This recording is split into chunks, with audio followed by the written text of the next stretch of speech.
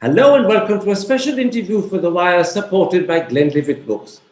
The India-China confrontation on the Ladakh border has now continued for 15 months and there is no sign of resolution and no idea either when resolution might happen. So today we ask, what does this mean for India? That's the key situation I shall cover today with the Strategic Affairs Editor of the Business Standard, Colonel Ajai Shukla. Colonel Shukla, in an article that you wrote for the Business Standard recently, you identified 9 strategic and tactical outcomes, each of which was adverse to India's interests. I'd like to take you through every one of them one by one. First, you say, the two-front threat that strategists have long regarded as the worst-case military scenario for India is now a reality. Tell me, how worrying is this? Just to sort of outline the two-front threat for the viewers, Indian Army operational planning has traditionally catered for two adversaries, China and Pakistan. Now, the two-front threat that you're talking about, the two-front scenario, it involves both those adversaries acting in concert and coordinating operations. If you're dealing with just one of them at one time, it's not a serious concern. But if they're acting in concert and coordinating operations, then you have a serious situation. General Bipin Rawat, as army chief, had said that a pitched war on both fronts was unlikely. Rather, there would be one primary front and one secondary front. But since then, given the events of the last 1 year, 1.5 years, a two-front war seems a real possibility now. Now, our experience so far in the 3 wars with Pakistan, at 65, 71, and 99, because I don't mention 1948 because China didn't exist as a communist country then. China has never opened a secondary front in a serious way. The PLA has only made token gestures, moved a few troops up to the border and so on, but it's never interfered and caused a war with Pakistan to become into a two-front war. So a two-front war has been actually a bit of a bogeyman, which the military, like all militaries, talk up the threat. They say there's a dire threat here and obtain greater authorizations of weapons and force structures and so on, like the famous 42 squadrons of fighters or 198 warships. But now, with the possibility of China being the primary adversary, Pakistan, which is far more opportunistic and less responsible, might see an opportunity to grab Indian territory. And that would open up a real two-front war. We can't forget the PLA's effective repudiation of multiple border agreements and confidence-building measures. But the Indian military is under-equipped to counter a two-front war. And to that extent, it's a worrying factor.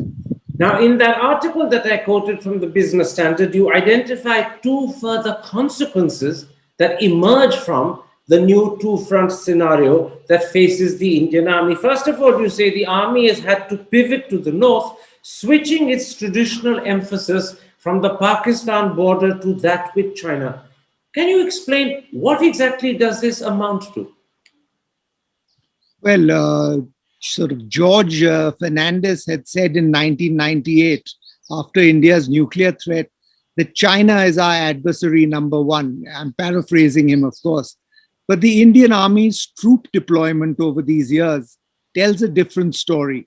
We have traditionally deployed more than 2/3 of our force against Pakistan and a smaller 1/3 against China, which would not be the case if China were the primary adversary. So traditionally, there have been about 12 divisions deployed against China. A division, for the sake of our viewers, is between 18 and 20,000 troops. So 12 divisions against China, while 25 divisions have faced Pakistan, more than twice that number. But now, the Indian Army has switched at least 4 divisions to the China border. That's close on 1 lakh troops. So there are now 16 Indian divisions facing China, while 22 remain poised against Pakistan. And there are 2 more divisions, of course, that are reserves under army headquarters. So there could be more changes to beef up the border with China. If the LOC ceasefire that was announced in February, rebalancing to the China border, that would give us more parity with China, but would also go some way towards assuaging Pakistan's insecurities that we have this huge army facing us. So with Pakistan, it would be more likely to cool down temperatures. But the China border, that means as a result of this switch to the north, is going to be a more active border. Let me just, for the sake of the audience, point out that that comment you quoted from George Fernandez made in 1998 was actually said in an interview to me for a program called On the Record, done for Home TV. And his precise words were, China is now potential threat number one. But to come to the point you're making about the size of troops that have been switched from the Pakistan border to the China border, there's a story put out today by Bloomberg, published in your own paper, The Business Standard, which claims that now there are a total of 200,000 Indian troops along the Chinese border, which they claim is an increase of 40% over last year. Do you think that figure of 200,000 is a bit more than the truth? It's 100,000, as you said, not 200,000. Well, first of all, let me make it clear, if it's in the Business Standard, then it's true. That having been said, we have just sort of in my answer to your last question, we talked about beefing up forces on the China border by about 1 lakh. So that would mean that you've effectively doubled the number of troops in Ladakh and not so much in Arunachal Pradesh, where India already holds with us very solid 6 divisions over there. These are areas where, at least in the northeast, are areas where India is not seriously left with a sense of insecurity. But in Ladakh, there were less troops. There were larger gaps on the border for China to exploit. And these 100,000 troops, this increment of 100,000 troops is designed to plug these shortcomings and these shortfalls. And sort of to a great extent, I would say that has happened. Now, the second consequence that flows from the emergence of a two-front situation is something that perhaps for the layman seems more worrying. You write, this has left the army unbalanced, stretched to the limit with no further reserves at hand. Am I right in saying this is perhaps even more worrying, particularly, I suppose, on the Pakistan front, should Pakistan decide to be belligerent? Yes, this is definitely a matter for concern. With 4 divisions having shifted to the China border, the reserve formations that were available in Jammu and Kashmir for use against Pakistan have now been committed against China. So there would be less reserve formations in the Indian Army or BAT to throw into battle, whether against China or against Pakistan, depends on the operational scenario as it's unfolding. But now there are definitely less formations and reserves available. So that's worrying. And even if an even greater problem would be, a more worrisome problem, the possibility that this army now decides that we require a boost in manpower to make up for these forces that have been taken off from the Pakistan thing and our consequent unbalancing. If we now start boosting manpower, this would seriously throw the balance out, because the balance of modernization then would suffer. You would have less funds available for modernizing, for getting state-of-the-art weaponry for the army, and that would seriously throw balance out. So I think this is the matter. Very quickly, with 4 divisions having been moved from the Pakistan border to the Chinese border, are we a little bit more vulnerable if Pakistan to become aggressive? It's not really as if they have moved frontline deployed troops from the Pakistan border to the Chinese border. It's more like second line troops, second line not in capability, but in their distance from the border. These are reserve formations largely that have been moved. So it's not a serious problem right now in the way that we hold the Pakistan border.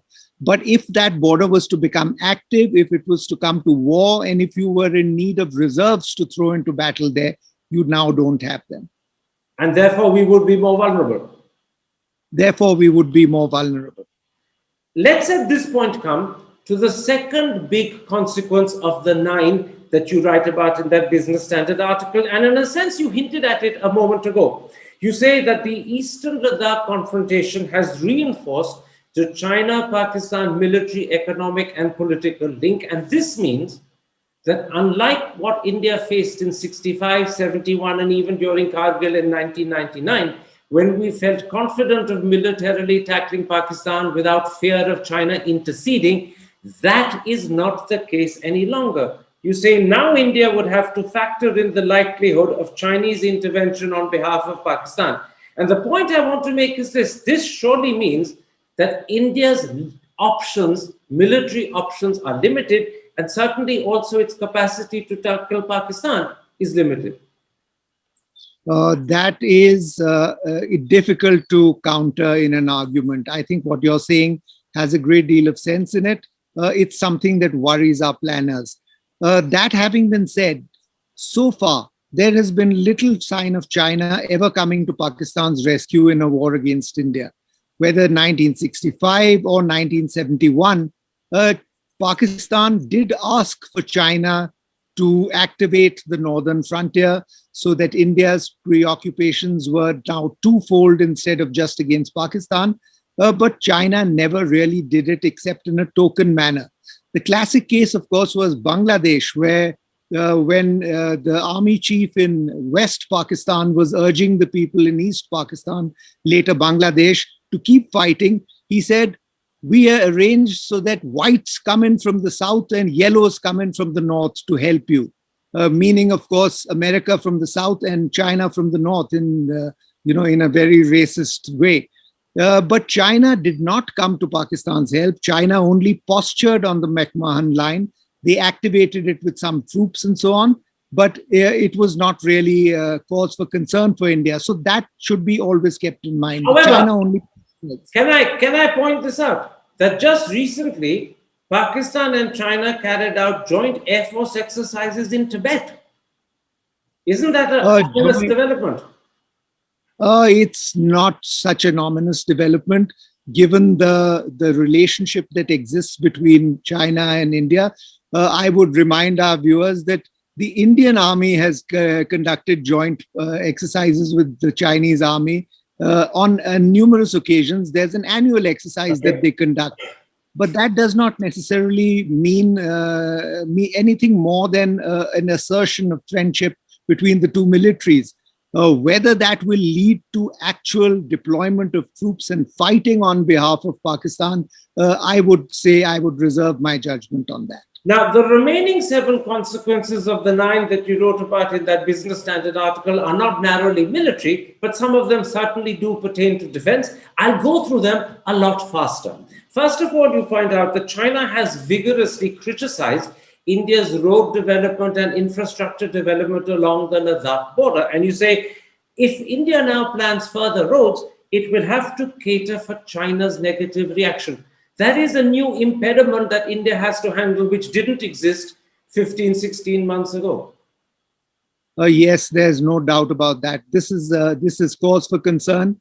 China wants to, having built up its own infrastructure on its own side of the line of actual control, it wants to ensure that it has sort of mobility superiority, if I may use that phrase, against India all along that border. It is believed that India's road infrastructure push, which has been underway for about a decade now, and specifically the construction of the DSDBO road, that's the Darbuk Shyok Daulat Beg Oldi road, which runs along the line of actual control in eastern Ladakh. That has been one of the big reasons why China crossed the LAC last April. Official Chinese statements made by spokespersons in Beijing have said as much. So whenever we actually plan to construct more infrastructure, China's reactions has to be a factor. Will it trip any tripwires in China's security calculus? The more sensitive the road, the closer the road is to the line of actual control, the more China is likely to react. And India will have to factor this in. Fortunately, it should be said, this is not really holding India back on any infrastructure development. On Monday, Rajnath Singh inaugurated 63 bridges built by the border roads. On June 17th, Rajnath Singh again had dedicated 12 new roads to the nation. Last year, that's in 2020, the BRO completed 44 new bridges. So there are a total of 75 infrastructure projects that India is pursuing along the border, and the BRO intends to complete them in the coming year on the occasion of 75th anniversary of India's independence. But so the these point roads you're are making is that, essential. but the point you're making is that now we have to be more aware and more conscious of China's negative reaction. That wasn't the case 16 months ago. Now, the next consequence is probably a more worrisome one. You say that there will be an impact on India's defense budget, which will have to be sizably ramped up. And you say two consequences could flow from this. First, it could curtail and cut back India's maritime ambitions in the Indo-Pacific because they may not be funded as well. And secondly, and perhaps even more worryingly for a general audience, it could affect the government's capacity to increase the health budget to cater for the post-COVID situation the country faces. In both senses, this impact on the defense budget is worrisome. This is absolutely the case, Karan. The current government has been extremely harsh on the defense budget. The annual increase has been barely enough to cater for inflation and forex variations. An analysis that we did in Business Standard, my newspaper, revealed that if you factor in inflation and foreign exchange variations, the increase over the last 1 decade, annual increase in the defense budget, has been just a little over 1% per year. Now, as a part of government expenditure, the defense budget has fallen a percentage point from 16 to 17% earlier to just about 15% now, or maximum 15.5. As a share of GDP, the budget has fallen from 2.2% to about 2.1%. And I would hasten to add that these figures include defense pensions. If you remove that, the allocations are even lower. So given social sector spending, especially education and healthcare in this COVID pandemic, there is absolutely no scope with this government for increasing defense allocations, except from within the budget. And if you start decreasing from within the budget, the first thing that comes to mind is naval expenditure, which has already fallen. So the maritime realm, which is where we can sort of score a point over China, or India can make its presence felt as a regional power, that will be the first to feel the pinch. So this is something that the government will have to think very deeply about. Now, the fifth consequence that you identify is actually one that is possibly more embarrassing than a problem in itself. But correct me if I'm wrong. You say for the first time in decades, perhaps in generations, India has had to accept foreign military help to defend its borders. You cite C-130J and C-17 transport aircraft, Chinook and Apache helicopters, and drones. Am I right in my belief this is more embarrassing rather than a problem, or is it a problem as well as being embarrassing? Oh, it's a problem as well as being an embarrassment, because for a country like India to have to rely on any other country to defend its own borders is cause for embarrassment. But you know, this is it's a long-term problem. Defense modernization is a can that has been kicked down the road by successive governments, and as I mentioned, the bullet that has to be bitten, that is the modernization allocations and budgets, that no government has been able to increase in a serious way. Now, one can do this kind of can kicking exercise as long as the borders are peaceful. But the Ladakh confrontation of the last 2 years indicates that they are not. In 1962, Nehru had to actually go and ask the United States for several squadrons of fighter aircraft flown by American pilots. And now again, also I should remind you that in the Kargil war, we had to go to Israel to get ammunition for the 155 millimeter Bofors guns. Now again, we're having to buy up weapon systems from abroad. Fortunately, there's a lot of dual use that is there around these transport aircraft, C-17, C-130s, and the Mi-17 helicopters. They are useful for the government also in floods, earthquakes, evacuation of citizens, and so on. So one can continue spending on that. But the other equipment that you really need to fight a war with, tanks, fighter aircraft, submarines, warships, we are to a significant extent relying on friends to help us out with. And that's an embarrassment as well as a serious problem. The sixth consequence is more than just an embarrassment for the army, it also directly affects the image of the army as an independent, non-political outfit. And I should add for the audience, that's an image the army has been traditionally very proud of, and it's always wanted to maintain. Now, you point out that by forcing the army to accept and repeat the Prime Minister's claim that there was no Chinese incursion on Indian soil, the army has ended up getting politicized. And your article says that as a result, precedence has been given to political directives over operational imperatives. And again, is this just an image problem for the army? And I admit that it's the shattering or at least the denting of an image the army has cherished. Or is it also a more serious problem? This is a problem that is striking at the roots of the place the army, and I would add to that the Navy and the Air Force as well, the place that they enjoy in the sort of lineup of institutions of this country.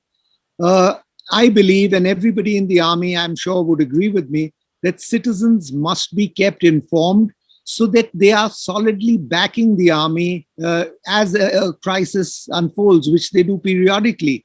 And citizens must believe that everything that the army says is absolutely kosher. A politician can come up and make a political statement, but the army can only tell the truth. The citizens must be kept informed of crisis on the border. This government did not do so when the Chinese crossed the line of actual control in April last year. And the military supported it in downplaying the magnitude of the problem. Now, one reason, of course, we must flag is that the military itself was looking bad at that stage, and it had a personal interest in downplaying the problem. But you cannot hide things like this, Karan. And everything blew up when 20 Indian soldiers were killed on the border. There was no question of hiding the problem any longer. So I would say that the army, and I know for a fact that the army is thinking internally about this problem, what way they will counter in their own statements the untruths or the economy with the truths issues that attend political statements by the government. The Indian Army is thinking about how it can do that without being accused of political partisanship. Very, very quickly, has this politicization, this dent and damage to the army's image also affected its standing in the eyes of the Indian people? You and I and hundreds and millions of our countrymen have grown up and continue to grow up to regard the army perhaps as our most cherished institution. Is that image, that impression getting damaged by this politicization, or would that be going one step too far? Karan, both you and I are sons of the army. Our fathers have served, and we have seen the army at very close quarters over decades, going back to the 1960s. The image that has been built up by the army over the years has been an image that is enviable. It is based on telling the truth, on personal sacrifice, on rectitude of the highest order. And I believe that once you have spent so much time and equity into building up an image like this, you cannot damage it in any way. And to some extent, the image has been damaged during the course of this latest crisis in Ladakh. Okay, the next three consequences are economic and political, and I'll take you through them with your permission really very quickly because time is our enemy. First of all, you say that after loudly proclaiming India will curtail Chinese investments and exports, companies like Alibaba continue to invest, and Chinese exports have actually grown to record levels. And you say, and this is your conclusion, New Delhi's bombast does not necessarily translate into hard action. We speak much louder than we act. That's absolutely correct. The first thing that should have been done by the government after detecting the incursions that took place in April last year, was in what way we can impose costs upon China and upon Beijing. And given that we have a serious sort of balance of payments inequity between the two countries, it should have been obvious to the government that some kind of economic sanctions, some kind of curbs on Chinese investments and exports should have been imposed. You're trying to create leverages against an adversary in a crisis, Karan. And this thing, economic leverage, is a very powerful factor, especially in today's world. It's something that China is extremely sensitive to, and it's something that hurts Chinese interests when it's taking place against a country where so many billions are in the balance when you're comparing the export figures and import figures. So I think that they lost a very good chance. Bombast translating into action is just one way of looking at it, but this was an easy, low-hanging fruit to impose costs on China, which was never done. You also say that because of apprehensions of China's response, India is the only major pandemic victim that did not send out even a single strong statement on biological warfare by state actors. So here you're saying that fear of China and its wrath has begun to affect India's political positions and postures. China is therefore inhibiting us. There are growing indications, Karan, that China was less than forthcoming on giving out the fundamental nature of how the pandemic actually arose and how it expanded and how it spread across the globe. President Donald Trump was dismissed as an unreliable buffoon who played fast and easy with the truth when he brought out this point that China needs to answer questions. But President Biden is not considered to be a sort of loose-mouthed, and now more and more countries are bringing up this issue. Why is India silent? Should it not be putting pressure on the Chinese, even if this incident had not taken place in Ladakh? There has to be some way of putting pressure on the Chinese to come clean on this issue. But the belief of the government seems to have been all along that China needs to be placated. You cannot worsen the situation by making statements. This is not true. China is a bully. It understands influence and pressure like no other country does. And this influence and pressure should have been brought to bear on this matter of how the pandemic happened and how it spread. So on this issue where you believe India should have been outspoken and critical of the manner in which people are now beginning to suspect that Chinese state actors in one sense or another could be involved in what you call biological warfare, here, instead of being outspoken, we've behaved as if we need to placate China. So rather than strong will, we've lacked spine. Yeah, it's a larger conclusion that China arrives at. When they were dealing with India from 2016 onwards, China had no hesitation in applying pressure, whether it was on the financial action task force issues against Pakistan, whether it was on the blacklisting of Masood Azhar, whether it was on the CPEC, India's stance on that, the China-Pakistan Economic Corridor.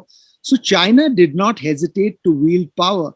But the image or the conclusion that it would have got from New Delhi's conduct since the start of the current crisis is that New Delhi is reluctant to speak up, to put China in the spotlight, to demand answers, and therefore New Delhi or India is a country that can be bullied, and we don't need to worry so much about it.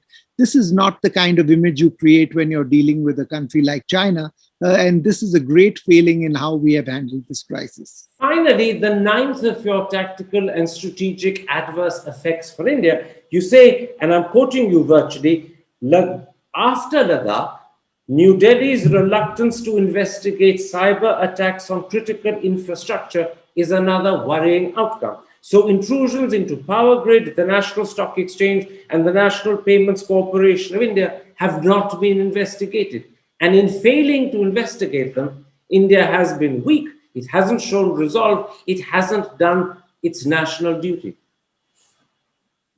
Absolutely, that China is sort of weaponizing cyber capabilities is not a secret any longer.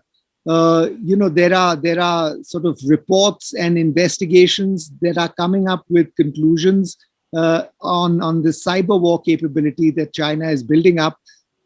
Just the other day, there was a report on the PLA unit 69010, which has been incorporated into the network systems department of the PLA, and that has staged cyber attacks against targets in the United States, against India. It has been deployed in the Lanzhou military region. That's the Western Theatre Command of the PLA, which borders India and is responsible for India. So it is certainly tasked with monitoring India, Pakistan, and Central Asia. Whether it has been sort of extending that task to the actual conduct of cyber war is something that we are still sort of trying to get a handle on.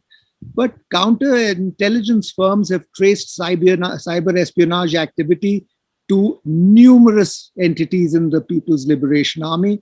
They have heavily targeted, this is the report from one of these agencies, heavily targeted Indian defense contractors, telecommunication providers, and government organizations at a time of heightened tensions between China and India. There is plenty of cyber war going on. We are lagging both in developing our cyber war capabilities and in pointing out China's use of these cards against India. We are coming to the end of the interview, Colonel Shukla. One of the concerns that you point out in your article is that the net result from India's point of view after 15 months of this continuing confrontation in Ladakh is that some 600 to 800 square kilometers of Indian territory remain firmly in Chinese hands, and there's not an awful lot we can do about it. That is a reality that's staring us in the face, which the government may not accept or admit to, but you've laid it out on the table and we can't deny it.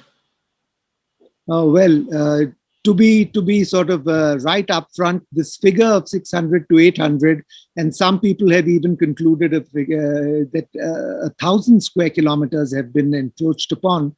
This is not physical encroachment carried out along a straight line, but it is arrived at by joining the points of intrusion like Depsang, Galwan, Hot Springs, Pangong Lake, Demchok, by joining all these places with an artificial line and then calculating that China would have sort of got control over all the territory that is behind these lines.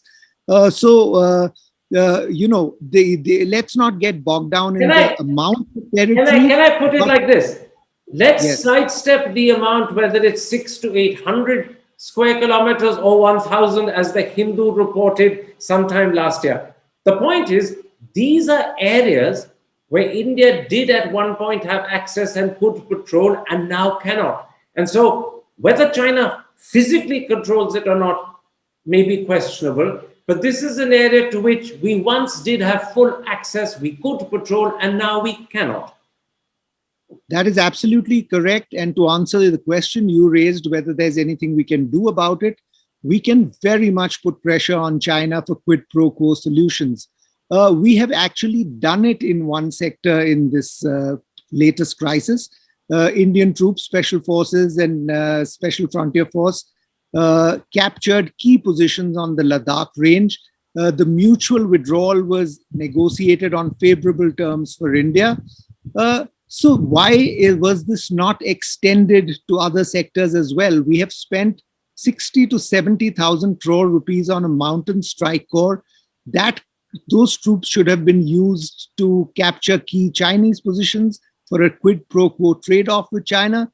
But the government in New Delhi appears to have believed that at every stage of this crisis, placating China and not getting it sort of riled up any further is the answer to that problem. I think we've failed to put the kind of pressure on China that we should have. A former foreign secretary, and understandably I won't name him, said to me very, very recently that for a while, India has identified areas where it could easily intrude into Chinese territory occupy it in response to what China has done on Indian territory, and arrange for quid pro quos that would arrange for the two to retreat back. Given that this is something that we know, we've planned, but haven't executed, particularly when we need it to now, does that suggest a lack of political will? Does it suggest that the government at the top was a bit worried if it went on the aggressive, that the Chinese may respond in a way we couldn't handle? To reinforce your point, Karan, the very existence of a mountain strike corps is to gain quid pro quos that can be traded off. Because for every area that China comes and occupies in Indian claimed territory, there are similar areas where our mountain strike corps can go and occupy Chinese claimed territory for a quid pro quo trade-off. But that it was never done, that the mountain strike corps was never mobilized, it says a lot about how the government has approached this crisis. The approach, as we spoke earlier in this interview, has been not to rile China, not to provoke China, to try and gain back territory that was lost, to gain it back on the negotiating table. Nobody, and least of all a country like China, gives back territory on the negotiating table without a quid pro quo in return. To that extent, I think we have failed to utilize instruments that we have actually created at great cost. I've deliberately left this to the end, but where then does disengagement in Depsang, Hot Springs, Gogra, and Galwan stand? Do you believe it's still likely to happen, or with every passing day, does it become more unlikely? It is, I think, already sort of a non-starter. If China has been in possession of that territory for over a year now, if India has not been able to create the arguments and the persuasion and the power that would have been required China to vacate those territories, I would say this is territory that has been lost to India, lost to China already. In Depsang, that area 15 kilometers in, the bottleneck that they... It is not about to give that up. It has refused flatly to disengage from Gogra and Hot Springs. Pangong is the only area where they've actually had a respectable mutual pullback. But I think we have frozen positions now, and it would take a lot for New Delhi and the Indian Army to sort of create the leverages that would persuade China that pulling out is a good option for us. Very quickly, supporters of the government cite Samdurong, where the Chinese in the 70s, I believe it was, or maybe it was the 80s, forgive me if I'm wrong, occupied Indian territory, and India only resolved it 7 years later. And therefore, the argument is a year's delay, 15 months delay in sorting out the problem in Ladakh is not something we should cavil at and be worried about. How do you respond to that? Yeah, you're talking about the Sumdurongchu crisis of 1986-87, where incidentally I was posted when I was in the army in those days. So I have seen that entire sequence of events firsthand. The reason why China pulled back and the time frame in which it pulled back is simply because the Indian army created the leverages, occupied the positions, created the pressures on China that made China believe that it was probably worth resolving this crisis. That sort of very, very forceful action that was taken by Indian commanders at that time resulted in something taking place 7 years later or 8 years later. But the action that led to that was taken at the time of the incident, that caused China to evaluate the costs and to conclude that it was not worth persuading them. You can't start taking the action after many years and then hope to achieve a favorable outcome. So I think in this case, we've already lost the opportunity. If we were to say, try and capture Chinese positions or Chinese claimed positions next year or the year after next, it would not be a viable outcome. Because China would say you're now trying to change the status quo. Very quickly, because I have time for just two short answers from you. Practically everything that you've discussed, your 9 adverse tactical and strategic outcomes from India's point of view, are not known to the Indian people. And very sadly, very regrettably, they have not been picked up at any great length by the Indian media other than your paper, the Business Standard. But if the Indian people are unaware, how unaware is the international community? They must be aware of the adverse outcomes from India's point of view. And so my first question is, how much damage has happened internationally to India's standing and image? Well, the initial incidents that took place when China first crossed the LAC were not picked up at all by India. There were malfunctions in India, surveillance networks, satellites were not working, and so on. And there was also a great shortfall in evaluating what the situation was developing into. But that is not the case with advanced Western countries. Chinese, I beg your pardon, American satellites, Russian satellites would have surely picked up what was happening. And while the Indian public would have been fooled by the statements being made by the government, the agencies in Washington and Moscow and places of that nature would have been arriving at their own conclusions that would have not shown India in a very good light, that would have shown India as a country that is not willing to bite the bullet in order to deal with the situation.